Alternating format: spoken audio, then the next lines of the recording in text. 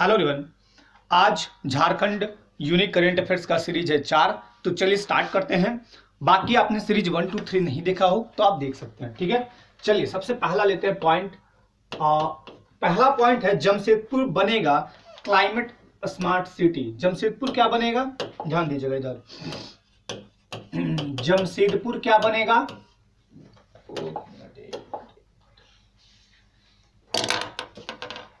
One second.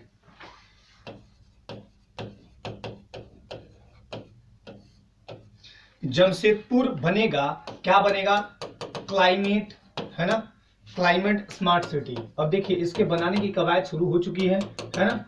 और इसमें क्या क्या होगा, बढ़ते प्रदूषण को रोकने के लिए। आप सभी को पता है कि प्रदूषण बहुत तेजी से बढ़ रहा है, उसके कारक कहीं ना कहीं हम भी हैं। सरकार ने, केंद्र सरकार ने 15वें फाइनेंस कमीशन, 15वें वित्त आयोग, ठीक है, 15वें वित्त आयोग के तहत वायु प्रदूषण को रोकने के लिए जमशेदपुर का चयन क्लाइमेट स्मार्ट सिटी के रूप में किया है। किसके रूप में, क्लाइमेट स्मार्ट सिटी के रूप में किया है। इसके तहत मतलब कई चरण बांटे गए हैं। तो प्रथम चरण में कितने मिलेंगे, 58 करोड़ रुपए। कितने, 58 करोड़ रुपए। किस लिए, तो मिलेंगे यहाँ जमशेदपुर को मतलब क्लीन करने के लिए, ठीक है। इसके तहत जमशेदपुर अधिसूचित क्षेत्र समिति, है ना, मानगो नगर निगम, मानगो नगर निगम, ओके, मानगो नगर निगम, ठीक है। उसके बाद तथा जुगसलाई, दूसरा है जुगसलाई। तो ये चीज, ये जगह जो है जुगसलाई नगर परिषद को, ये क्या है, एनपी, मैं एनपी शॉर्ट में देता हूं, नगर परिषद को शामिल किया गया है इसमें कि भाई यहाँ पे हम बिल्कुल क्लाइमेट स्मार्ट सिटी बनाएंगे, ठीक है ना। चलिए अब आते हैं फाइनेंस कमीशन की मैं बात करूं, वित्त आयोग की। वित्त आयोग है क्या, तो इसका उल्लेख है आपका, अगर देखिएगा तो आर्टिकल 280 में। 280 में 5 वर्ष के लिए प्रेसिडेंट हर 5 वर्ष के लिए वित्त आयोग का गठन करते हैं, ठीक है। आर्टिकल 280 का खंड 1 कहता है कि राष्ट्रपति प्रत्येक 5 वर्ष पर, है ना, वित्त आयोग का गठन करेगा, ठीक है ना।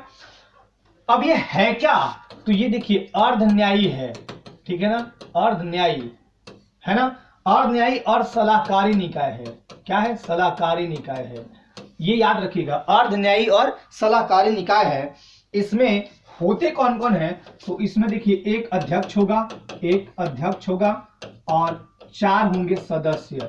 इससे मिलाकर आपका फाइनेंस कमीशन बनता है। अध्यक्ष की बात मैं अगर करूं तो पहले अध्यक्ष कौन थे और वर्तमान में कौन है, तो पहले अध्यक्ष थे केसी नियोगी, ये भी आप याद रखिएगा। वर्तमान अध्यक्ष की अगर बात की जाए तो आप बोलिएगा 15वें वित्त आयोग, यानी 15वें वित्त आयोग के अध्यक्ष कौन है, एनके सिंह।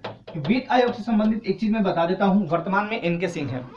वित्त आयोग का गठन पहले ही कर लिया जाता है, जैसे अभी ये कितने के लिए है, तो 2020 से 25 के लिए है, ठीक है ना, 2020 से 25 के लिए। इसका गठन 17 में ही कर लिया गया था। मंत्रिमंडल ने 22 नवंबर, ठीक है ना, 22 नवंबर 2017 को, कब, 15वां फाइनेंस कमीशन कब, तो 22 नवंबर 2017 को ही इसका गठन मतलब कर लिया गया था। इसका कार्यकाल क्या होगा, 20 से लेके 25 साल। अब वो 4 सदस्य जो है वर्तमान टाइम में वो कौन कौन है, मैं नाम बोल देता हूं, लिख नहीं रहा हूं। पहले है शक्तिकांत दास, है ना, दूसरा है डॉक्टर अनूप सिंह, तीसरे हैं डॉक्टर अशोक लाहड़ी और चौथे है डॉक्टर रमेश चंद्र। तो ये है वित्त आयोग यानी फाइनेंस कमीशन। इतनी बातें आपको समझ में आ जानी चाहिए। अब आते हैं जमशेदपुर की बात करते हैं। जमशेदपुर किसका मुख्यालय है, तो याद रखिएगा पूर्वी सिंहभूम का हेडक्वार्टर है, ठीक है ना। पूर्वी सिंहभूम का हेडक्वार्टर कौन सा है, हेडक्वार्टर, तो ये है आपका जमशेदपुर, पूर्वी सिंहभूम का हेडक्वार्टर। पूर्वी सिंहभूम के बारे में बोला जाता है कि अंग्रेजों का प्रवेश द्वार या ढाल राजाओं की भूमि। ढाल या ढाल की ये एक ही बात है, ठीक है ना। स्थापना इसका कब हुआ था पूर्वी सिंहभूम का, तो ये भी याद कर लेना है, 16 जनवरी 1990 को, ठीक है ना, 16 जनवरी 1990। अब जमशेदपुर के बारे में अगर मैं बात करूं, जमशेदपुर के बारे में अगर मैं बात करूं तो 2 चीजें याद रखिएगा, ठीक है ना, 2 चीजें। पहला तो इसको बोलते हैं स्टील सिटी यानी इस्पात नगरी, क्या बोलते हैं, इस्पात नगरी। और दूसरा बोलते हैं भारत का पिट्सबर्ग, ओके, भारत का पिट्सबर्ग। ये दोनों पॉइंट याद रखिएगा, जमशेदपुर से संबंधित चीजें याद रखिएगा। यहाँ पे अनुमंडल 2 है, ठीक है ना, अनुमंडल 2 है, कौन कौन, धालभूम 2 अनुमंडल, मैं यहाँ शॉर्ट में लिख देता हूं, एक तो धालभूम या ढालभूम और दूसरा है घाटशिला, तांबा के लिए घाटशिला बहुत फेमस है, आप सभी को पता होगा, है ना। तांबा के लिए घाटशिला बहुत बहुत फेमस है। जादूगोड़ा में यहाँ पे, यहीं पे मतलब पूर्वी सिंहभूम में जादूगोड़ा है। जादूगोड़ा में यूरेनियम की बहुत बड़ी खान है, यूरेनियम की बहुत बड़ी खान है जादूगोड़ा में, ये भी आप बात याद रखिएगा। और अगर मैं बात करूं यहाँ पे और क्या क्या है, तो देखिए, और यहाँ पे दालमा वन्यजीव अभ्यारण्य है, दालमा है। उसके बाद टाटा स्टील है, उसके बाद आपका कीनन स्टेडियम है, जूलॉजिकल पार्क है, और फिर आपका तांबा कारखाना घाटशिला है। ठीक है।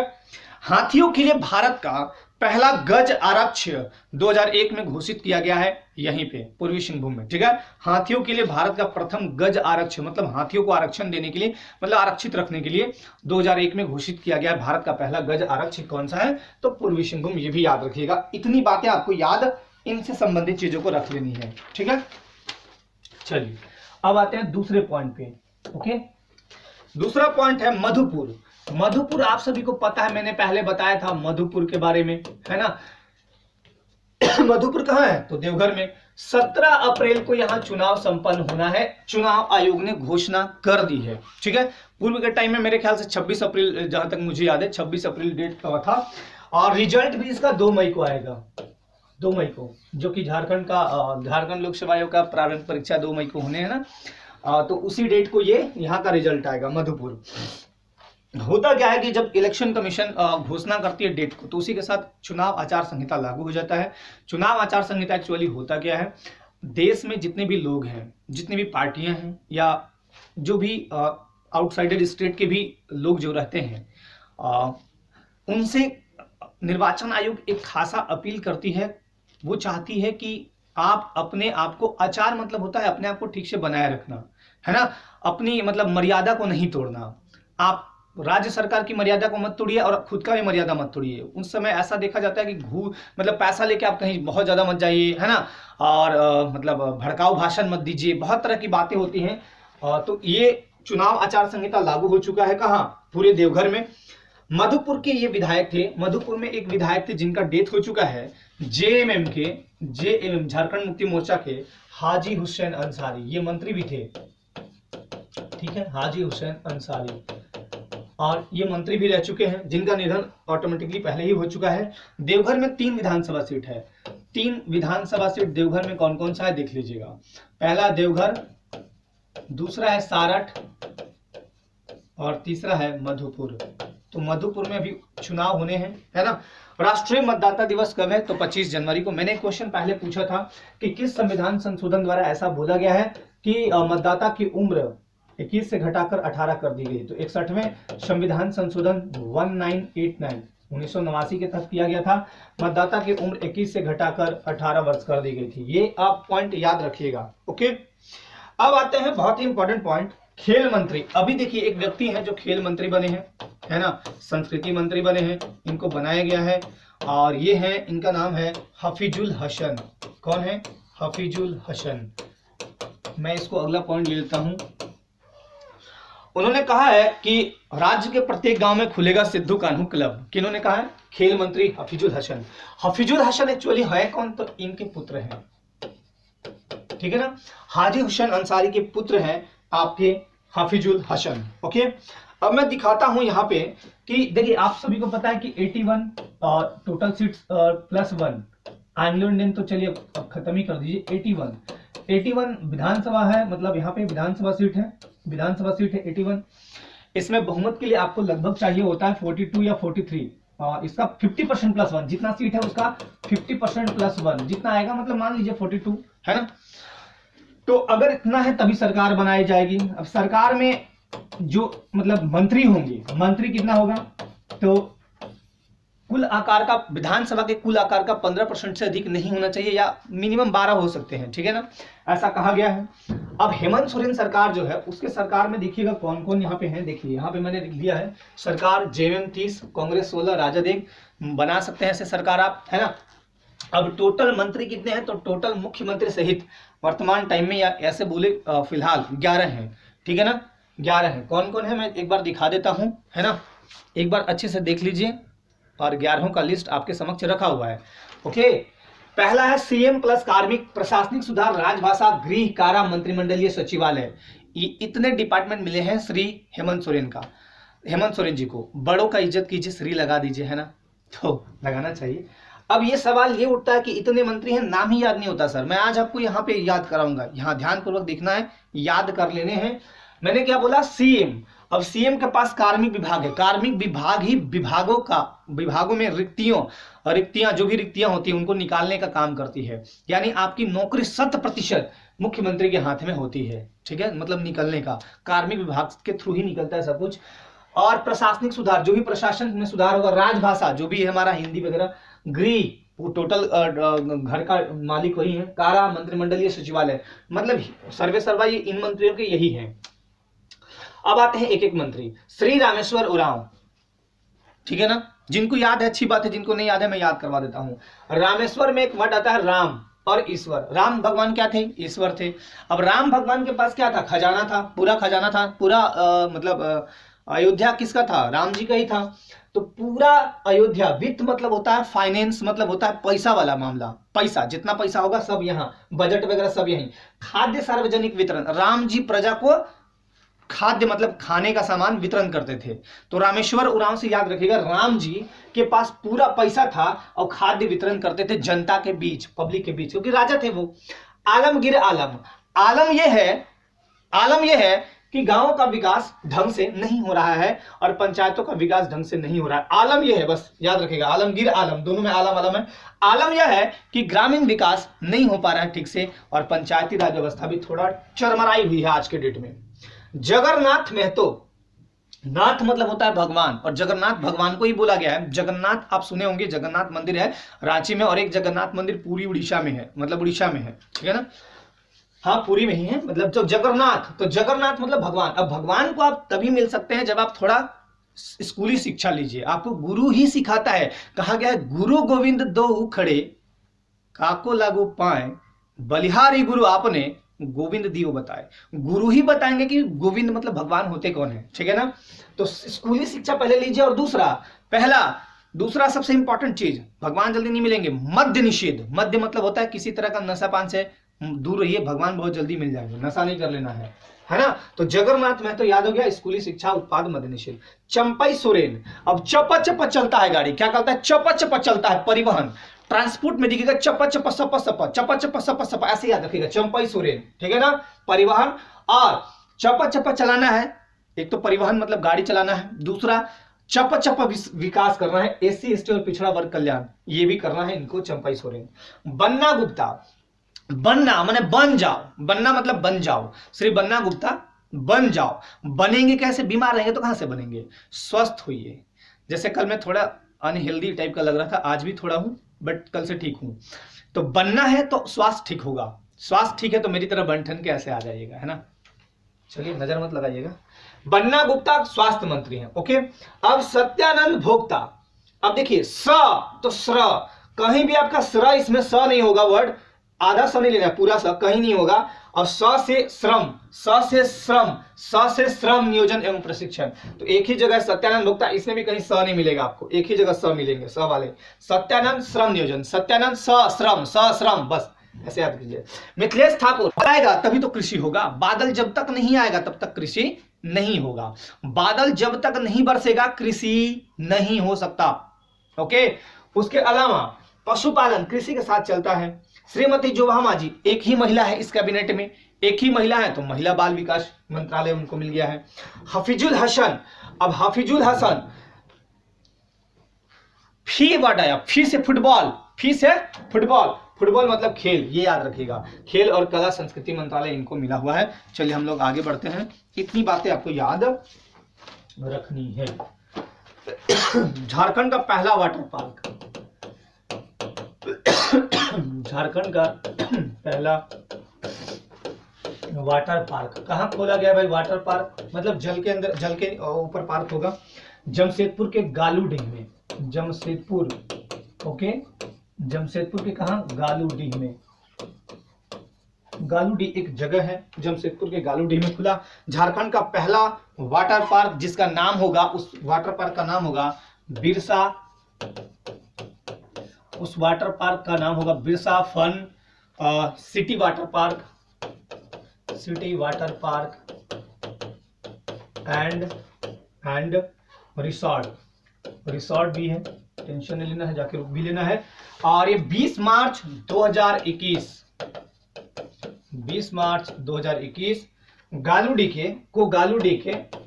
के कहाँ खुलेगा? गालूडी में एक जगह है बड़बिल गांव में ये खोला गया है, बड़बिल गांव में। ठीक है, झारखंड का पहला वाटर पार्क, ये भी याद रखिएगा।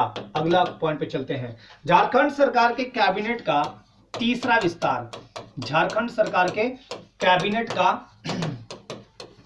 तीसरा विस्तार, थर्ड विस्तार क्या हुआ भाई? इसमें क्या किया गया है? तो ये 5 फरवरी 2021 को हुआ और इसमें यही किया गया था कि जो हफीजुल हसन है उनको राज्यपाल ने पद और गोपनीयता की शपथ दिलाई। झारखंड मुक्ति मोर्चा के नेता हाजी हुसैन अंसारी के ये बेटे हैं और इनको खेल कला संस्कृति मंत्रालय दिया गया है। पर्यटन अल्पसंख्यक कल्याण मंत्री इनको बनाया गया है। ये अभी विधायक नहीं है। आपको बता दूं कि जब ऐसा होता है कि किसी व्यक्ति को मंत्री बना दिया जाता है, कोई मंत्री बन गया, तो इन्हें 6 माह के भीतर उस सदन की सदस्यता लेनी होती है, यानी विधानसभा में आपको एक सीट लाना है, मतलब विधानसभा में विधायक आपको बनना है। अगर विधायक नहीं बन पाए तो फिर आपका मतलब त्यागपत्र ले लिया जाएगा। ये बातें याद रखिएगा। रांची की प्रियंका, ध्यान दीजिएगा, रांची की प्रियंका, अब रांची की प्रियंका चोपड़ा नहीं है, ये प्रियंका किरकेट्टा है। रांची की किरकेट्टा कहाँ की है? रांची की। इनको क्या मिला भाई? तो इनको गोल्ड मेडल मिल गया। क्या, क्यों मिला गोल्ड मेडल? तो गोल्ड मेडल इनको इसलिए मिला, ये 24वीं फेडरेशन कप, कौन सी? 24वीं फेडरेशन कप सीनियर एथलेटिक्स प्रतियोगिता में, 24वीं फेडरेशन कप सीनियर एथलेटिक्स प्रतियोगिता में इन्होंने 6.10 मीटर की लॉन्ग छलांग लगाई और ये गोल्ड मेडल इन्होंने जीता है। 2 वर्ष पूर्व रांची में हुई राष्ट्रीय प्रतियोगिता में भी प्रियंका किरकेट्टा ने गोल्ड मेडल जीता है। ठीक है, इतनी बातें भी याद रखिएगा। अगला पॉइंट, देश में, मैं पूरे देश की बात कर रहा हूं यानी भारत की, सर्वाधिक कुपोषित, बहुत ही इंपॉर्टेंट पॉइंट है, सर्वाधिक कुपोषित बच्चों वाला राज्य कौन सा बना है? बच्चों वाला स्टेट ये बना है झारखंड। देखिए कैसे, झारखंड में देखिए चीफ मिनिस्टर की निगरानी में राज्य सरकार कुपोषण और एनीमिया के खिलाफ 1000 दिन का महाअभियान शुरू करने की प्लान की है। क्यों? क्योंकि देखिए यहाँ पे जो कुपोषण है ये देखा गया है बच्चों में 42.9, यानी इसको मान लें हम रफली 43% और 43% बहुत ज्यादा बच्चों में कुपोषण है। इसके साथ साथ बच्चों में देखा गया है एनीमिया। अगर मैं बच्चों की बात करूं, बच्चों में देखूं मैं अगर एनीमिया, एक और ये तो कुपोषण हो गया, एक और है एनीमिया। देखिए महिलाओं में अगर देखा जाए, अगर महिलाओं में झारखंड के महिलाओं में 65% एनीमिया और बच्चों में देखें हम एनीमिया का शिकार तो 69%। अब 2-3 बातें समझ लीजिए। पहला तो ये कि कुपोषण लगभग 43% झारखंड में है वर्तमान टाइम में, और भारत में नंबर 1 पे है झारखंड कुपोषण के मामले में। एनीमिया यहाँ के महिलाओं में 65% और बच्चों में 69% देखने को मिला है। मतलब बहुत ही खराब स्थिति है इस चीज को लेकर। अब आते हैं भोजन के जो पोषक तत्व होते हैं। पोषक तत्व होते क्या है? पोषक तत्व एक तो ले लीजिए आप वसा, दूसरा ले लीजिए आप कार्बोहाइड्रेट, तीसरा ले लीजिए आप प्रोटीन, चौथा ले लीजिए खनिज लवण, है ना, खनिज लवण, 5वां ले लीजिए विटामिन। ये सब क्या है? आपके पोषक तत्व हैं, मतलब भोजन में ये सब मिलते रहने चाहिए। अब देखिए कार्बोहाइड्रेट और वसा बॉडी को क्या देते हैं? ऊर्जा देते हैं। बॉडी को क्या देते हैं? ऊर्जा। वसा किससे मिलता है? घी खाइए, तेल खाइए, है ना, तेलीय चीज से वसा मिलती है, फैट। और कार्बोहाइड्रेट मिलता है आपको गन्ना पीजिए, चावल खाइए, शकरकंद खाइए, आलू खाइए, इन सब चीज से कार्बोहाइड्रेट मिलता है। अगर मैं प्रोटीन की बात करूं, प्रोटीन टूटे फूटे अंगों की मरम्मत करते हैं। सर्वोत्तम स्रोत है सोयाबीन का। प्रोटीन का सर्वोत्तम स्रोत क्या है? सोयाबीन।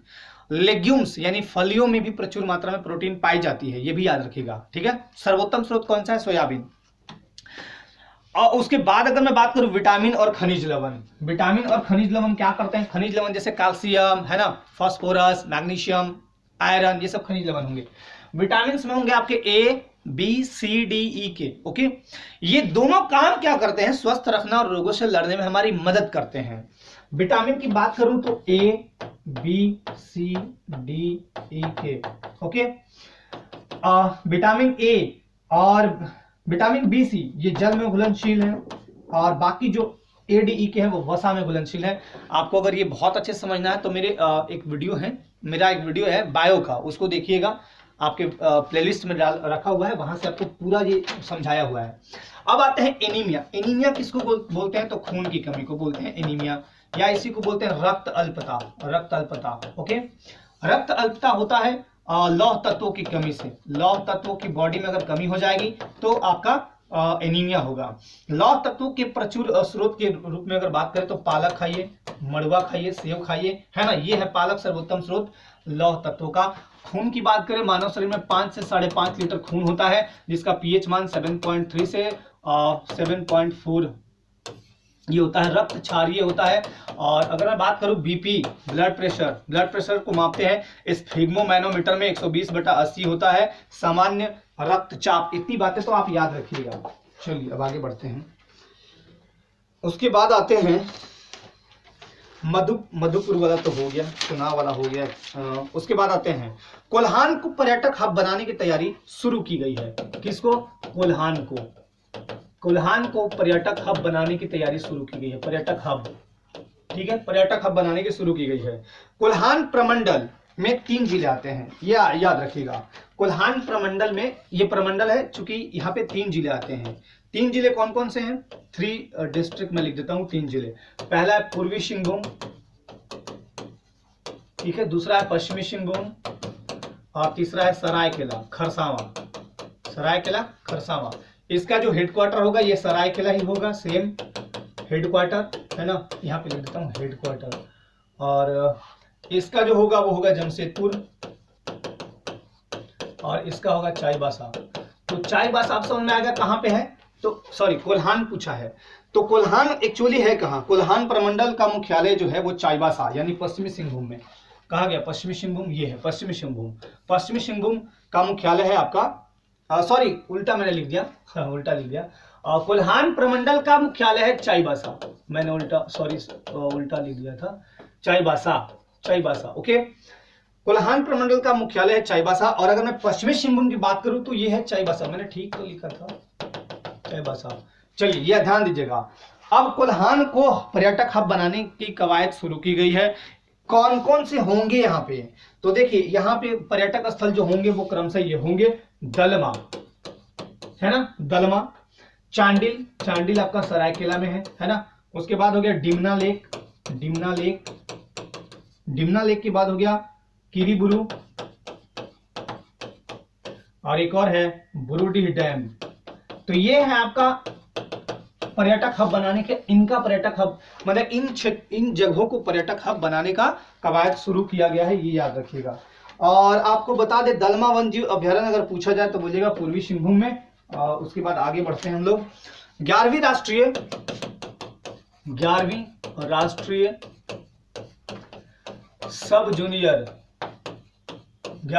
सब जूनियर महिला हॉकी 2021 संपन्न हुआ। महिला हॉकी 2021 संपन्न हुआ। इसमें फाइनल में अगर मैं बात करूं, फाइनल में जीता कौन, पहला चीज तो फाइनल हुआ कब था, तो 18 मार्च 2021 कहां हुआ, तो सिमडेगा में हुआ था। ठीक है, आप सभी को पता है भी थे सिमडेगा में हुआ।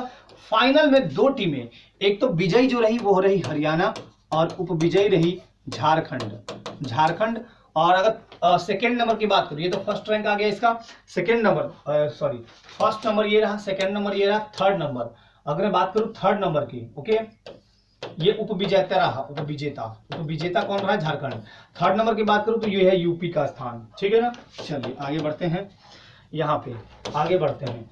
राज्यपाल जो द्रौपदी मुर्मू है, डीएम लिख देता हूं मैं, द्रौपदी मुर्मू ने कुछ पुस्तकों का विमोचन हाल ही में किया है। जैसे पहला पुस्तक हायर एजुकेशन इन इंडिया,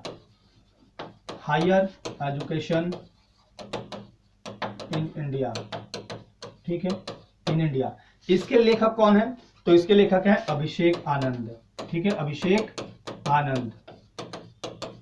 दूसरे पुस्तक का विमोचन किया, शिखर को छूते ट्राइबल्स। कौन सा? शिखर को छूते ट्राइबल्स। इसके जो लेखक हैं संदीप मुरारका। कौन है? संदीप मुरारका, और ये मुरारका जी जमशेदपुर के हैं। तीसरा जो पुस्तक है वो है मिहिर अथ कथा सुनाओ। मिहिर अथ कथा सुनाओ। ओके, इसके लेखक हैं ममता बनर्जी। ममता बनर्जी। ओके, और चौथा नंबर पलासिका एवं विजन टेक्निक। Vision technique. इसके जो लेखक हैं वो है कोई व्यक्ति ने एक डिपार्टमेंट, विनोद बिहारी महतो। विनोद बिहारी महतो यूनिवर्सिटी जो कोयलांचल में है, वहां पे पीजी डिपार्टमेंट है, और इंग्लिश का जो पीजी डिपार्टमेंट है उनके द्वारा ये पुस्तक लिखा गया। तो ये 4 पुस्तक याद रखिएगा, द्रौपदी मुर्मू ने हाल ही में इसका विमोचन किया है। बिरसा स्मृति पार्क की स्थापना कहाँ की जा रही है?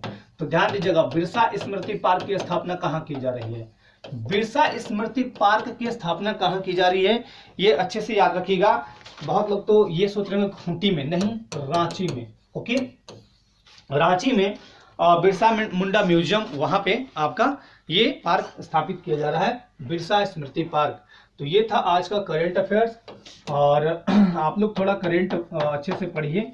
कुछ चीजें डाउट थी आपकी, वो मैं क्लियर करता चलूं, है ना। और टेलीग्राम से आप बार बार पूछ रहे थे कैसे जुड़े। पहला तो ये कि टेलीग्राम से कैसे जुड़े। देखिए, कुछ नहीं करना है, टेलीग्राम आप सभी चलाते हैं। टेलीग्राम में प्रोसेस थोड़ा सा बता देता हूं, है ना। टेलीग्राम में क्या करना है, सबसे पहले आप टेलीग्राम, जैसे व्हाट्सएप कैसे इंस्टॉल करते हैं, तो टेलीग्राम वैसे ही गूगल प्ले स्टोर से टेलीग्राम डाउनलोड कीजिए। जिनके फोन में पहले से टेलीग्राम है कोई बात नहीं, लेकिन टेलीग्राम नहीं है तो टेलीग्राम गूगल प्ले स्टोर से डाउनलोड करना है ना। गूगल प्ले स्टोर से डाउनलोड टेलीग्राम कीजिएगा। टेलीग्राम में अपना नंबर डालिए, ओटीपी आएगा, फिर जो भी चीजें हैं बना लिए, अपना अकाउंट हो गया। उसके बाद कुछ नहीं करना है, इस टेलीग्राम में आपको सर्च करना है। सर्च एक जगह मिलेगा आपको, सर्च करना है आजाद जेपीएससी एकेडमी, पूरा करना है, ठीक है। जेपीएससी एकेडमी पूरा लिखिएगा, यूनिट ऑफ आजाद ग्रुप। अगर इतने से आ गया तो ठीक है, यूनिट ऑफ आजाद ग्रुप, ठीक है, ये लिखिएगा। फिर आप यहाँ पे ऐड हो जाइए, कोई दिक्कत नहीं, ज्वाइन कर लीजिए। यहाँ आपको फायदा क्या मिलेगा, इस टेलीग्राम पे फायदा क्या मिलेगा आपको, मैं वो बता देता हूं।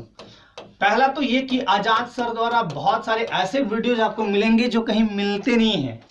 जैसे एंटायर वीडियो आपको नहीं मिलते, कहाँ यूट्यूब पे खोजिए, नहीं मिलेंगे, ठीक है, वो सर्च कीजिएगा, अलग बात है। लेकिन आपके जेपीएससी में बहुत सारा चीज डाल दिया जाएगा टीचर्स के द्वारा। कभी कभी मेरे द्वारा जो जरूरत होगा पीडीएफ वो भेज दूंगा मैं, और कुछ जानकारियां जो होती हैं इंपॉर्टेंट सूचना, कुछ सूचना मैं बोल दूं, वो मिलेंगी टाइम टू टाइम कुछ। और हाँ, एक चीज और, फिर आपको टोटल यूट्यूब वीडियो मिलेंगी। यूट्यूब वीडियो आप जो मतलब यूट्यूब वीडियो मिलेंगी, और आपको कुछ ना कुछ यहाँ से मिलते रहेगा, जानकारी में आपको मिलते रहेगी। बाकी आपकी मर्जी, जुड़ना न जुड़ना ये आपकी मर्जी है। मैंने बता दिया, प्रोसेस ये है। पहला चीज तो ये हो गया। दूसरा चीज, आपके मन में ये डाउट था कि सर करंट अफेयर्स को लेकर, मैं यहाँ पेज ले लेता हूँ, करंट अफेयर्स को लेकर। देखिए, आज मेरी एक्चुअली सही में पूछे तो तबीयत बिल्कुल कल से थोड़ी ठीक है, अच्छी तो नहीं लग रही है। आज मेरे चेहरे से भी आप लोग पकड़ सकते हैं, है ना। करंट अफेयर्स को लेकर मैं एक चीज डाउट आपका क्लियर करता चलूं कि करंट अफेयर्स, देखिए बहुत सारे बच्चे ये पूछते हैं कि कब से कब तक पढ़ना पड़ेगा। देखिए, झारखंड लोक सेवा आयोग अगर ढंग से एग्जाम ले या बता दे कि कितने दिन का करंट या क्या होगा, नहीं पता कि आयोग क्या पूछ देगी, कैसा क्वेश्चन पूछेगी, किसी को नहीं पता।